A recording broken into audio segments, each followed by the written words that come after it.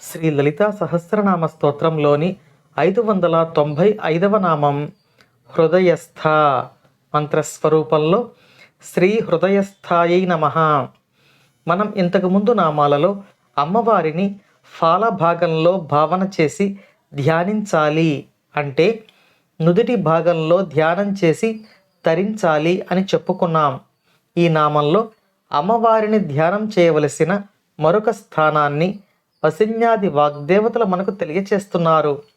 అమ్మవారిని మన హృదయమునందు భావించి ధ్యానించాలి అని ఈ నామం తెలియచేస్తుంది. మన హృదయం సూర్యమండలం కాబట్టి అమ్మవారిని హృదయమునందు భావించి ధ్యానిస్తే మన యొక్క ఆత్మ చైతన్యం ఈ ధ్యానం యొక్క సహాయంతో చైతన్యం పొంది సాధకుని యొక్క సాధన అభివృద్ధి పదంలో పయనించేటట్టు అనుగ్రహిస్తుంది. మన యొక్క ఆత్మశక్తి అంతా హృదయంలో నిక్షిప్తమై ఉంటుంది.